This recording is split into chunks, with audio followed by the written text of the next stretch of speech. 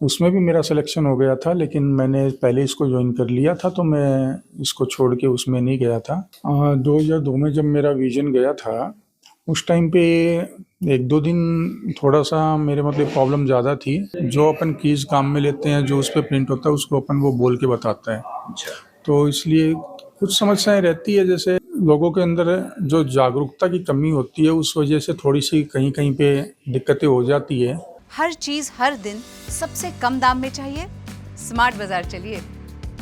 India का सबसे बड़ा बचत बाजार स्मार्ट बाजार अब खुल गया है झुंझुनू राजस्थान में।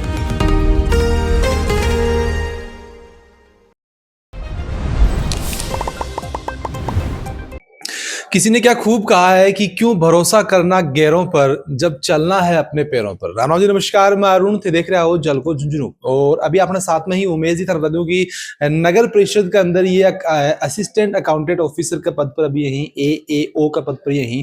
और आंखें से देख सकी भी के बावजूद भी आपको जो काम है हिम्मत और हारी को ना, और आपको काम जो बराबर कर रहे हैं अनसार का आप यहाँ बातचीत करांगा कि कहीं किसी की दिनचर्या रहे और काम करने में कठिनाई शुरुआत में जरूर आई होगी, लेकिन आज इस तरीके से निपुण हो चुके हैं, चाहे कंप्यूटर को काम हो, चाहे ऑफिस को कोई भी काम हो, बिल्कुल बखूबी से कर ली। तो अगर आप आया बहुत ही मोटिवेशनल यह चीज होने वाली है, जगह लोग आपको जो शारीरिक कोई भी कमी ने ले कि पीछे हट जाए जिंदगी में आगे सोचे कि आप आगे कॉन्फिडेंस का मन करे, मिसाल जो की कायम है वह उमेश जी करिए सब बातचीत करांगा। तो वीडियो जो बताना है शेयर कर देना है, न सिर्फ झुंझुनू पूरे राजस्थान के अंदर जो वीडियो जानो चाहिए और लास्ट तक जरूर देखना है। राम राम जी।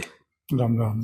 सबसे पहले तो बहुत बहुत स्वागत है हमारे चैनल के ऊपर। एक शुरुआत से बात कर लें कि पहले जॉब कब लग गया कौन सी पोस्ट के ऊपर थे और ये जो दिखण की नहीं की जगह आप बीमारी शुरुआत से ही है, फिर आप बात करें कि बाद में जाके ये चीज की शुरुआत हुई। सबसे पहले सभी को नमस्कार। मेरा विजन 2002 में इन्फेक्शन की वजह से गया था। अच्छा। और 2016 में मैं जूनियर अकाउंटेंट की पोस्ट पे पोस्टेड हुआ था। वर्तमान में मैं सहायक लेखा अधिकारी के पोस्ट पे नगर परिषद झुंझुनू में कार्यरत हूँ। 2002 के अंदर थे बता रहे हो कि विजन गए हो, अभी टाइम लगभग उम्र कितनी थी लगभग? मेरी उस समय एज थी लगभग 18-19 साल। अच्छा। अभी के बाद तुमने बताओ कि और कोई जॉब भी थी देखी है, फिर डायरेक्ट उरे ट्राई करी थी और ई पोस्ट को लिया? मैंने यहाँ पे जॉब करने से पहले बैंकिंग के एग्जाम दिए थे, बैंक पीओ के, SBI बैंक पीओ और IBPS बैंक पीओ के। और इसके बाद मैंने जूनियर अकाउंटेंट RPSC द्वारा एग्ज़ाम करवाया गया था 2013 की भर्ती में। अच्छा। उसमें मैंने एग्ज़ाम दिया था, उसमें भी मेरा सिलेक्शन हो गया था, लेकिन मैंने पहले इसको ज्वाइन कर लिया था तो मैं इसको छोड़ के उसमें नहीं गया था। लेकिन मैं बताऊँ कि 2002 के अंदर से बता रहे हो कि 18-19 साल की उम्र ही टाइम ज़्यादा समझदार भी थे कुने। हाँ, तो अभी उम्र के अंदर आप देखा कि लोग अगर इस हिसाब की कोई चीज़ हो जाए है, विकलांग अगर भी हो जाए तो हिम्मत पे बिल्कुल हार जाए, तो भी टाइम के थार दिमाग के अंदर के हो, पेरेंट्स को जो बन को के खैन हो के हिसाब से उनको सपोर्ट रही हो? 2002 में जब मेरा विजन गया था उस टाइम पे एक दो दिन थोड़ा सा मेरे मतलब प्रॉब्लम ज़्यादा थी, तो मेरे को ज़्यादा कुछ आइडिया नहीं है उस एक दो दिन में क्या हुआ। उसके बाद जब मैं थोड़ा सा सेटल हुआ तो थोड़ा सा घर वालों की परेशानी वगैरह देख के मैंने खुद ने सोचा कि अगर इस चीज़ को सेट नहीं करेंगे तो फिर घर वालों की परेशानी तो बढ़ जाएगी। तो फिर मैंने ही अपने आप को स्टेबल करके और उस चीज़ को शो किया कि भाई कोई दिक्कत नहीं है, दुनिया में बहुत से लोग हैं जिनको विजन नहीं है। और पेरेंट्स को भी मैंने अपनी तरफ से वो चीज़ कही। बाकी उसके बाद पेरेंट्स का और मेरे फ्रेंड्स का मेरे को काफ़ी साथ मिला और मैं आज वर्तमान में यहाँ पे कार्यरत हूँ।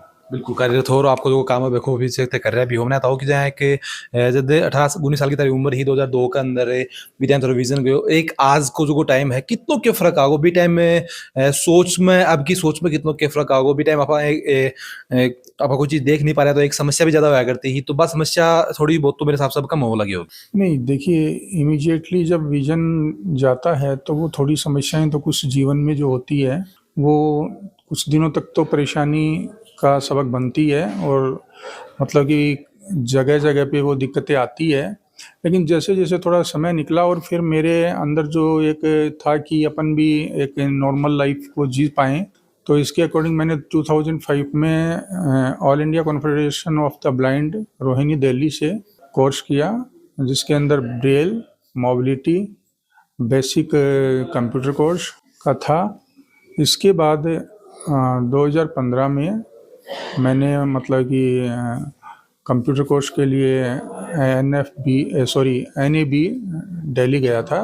जी जी। और उस कोर्स को करने के बाद मैं साथ साथ में अपनी एजुकेशन ले रहा था दोबारा। तो MA MCOM और नेट मैंने अपना कंप्लीट किया। और इसके बाद 2016 और 2018 में RAS एग्ज़ाम दिया था। मेंस भी क्लियर हो गया था 2018 में, लेकिन मैं आगे इंटरव्यू वगैरह के लिए नहीं गया। एक चीज़ मैं बताओगे, जहाँ अभी थे पूरा काम कर रहे हो, कंप्यूटर के ऊपर काम कर रहे हो, तो क्या लगा कि कोई समस्या अभी हुआ है, फिर अभी तो भी चीज़ लेके हैबिचुअल होगा, एक्सपीरियंस को भी इतना ज़्यादा होगा? नहीं, इसके अंदर वैसे कोई समस्या वाली बात नहीं है। टॉकिंग सॉफ्टवेयर होता है, स्क्रीन रीडर सॉफ्टवेयर, जॉर्ज या फिर NVDA, जिनके माध्यम से स्क्रीन रीड करता है सॉफ्टवेयर।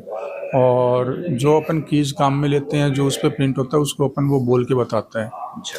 तो इसलिए कुछ समस्याएं रहती है जैसे, लेकिन बाकी ऐसा नहीं है कि बिल्कुल भी कोई वो दिक्कतें ज़्यादा होती हो, वैसा कुछ नहीं है। बाकी स्टाफ का जहाँ पे सहयोग की आवश्यकता होती है, स्टाफ का सहयोग मिलता है और काम नॉर्मल हो जाता है। डेली रूटीन की अगर आप बात करें तो जहाँ सुबह घर से अपन पूरा आना भी पड़ा है, वापस भी घर जाओ वहाँ, और रोड जो की झुंझुनू की बात करें, थोड़ी सी ज़्यादा ही बिजी भी रही, तो भी चीज़ ने के हिसाब से हैंडल करो? देखिए, जब मैं दिल्ली था तो वहाँ पे मैं मोबिलिटी अकेले कर लेता था, बट झुंझुनू में थोड़ी समस्याएं हैं। एक तो ट्रांसपोर्टेशन जो बाइक्स और टैक्सीज वगैरह हैं, वो थोड़ा डिसिप्लिन है, वो नहीं रह पाता। इस कारण से अकेला आना जाना तो थोड़ा मुश्किल रहता है। तो सुबह तो मैं ऑफिस आने के लिए भाई की हेल्प ले लेता हूँ और शाम को ऑटो से घर चला जाता हूँ। और बाकी देखिए, अकेले में झुंझुनू की सड़कों पे जो नॉर्मली अपन बोलें तो लावारिस पशु वगैरह और ये सब समस्याएं रहती है, तो वो सब अकेले से कर पाना इतना ईजी नहीं रहता।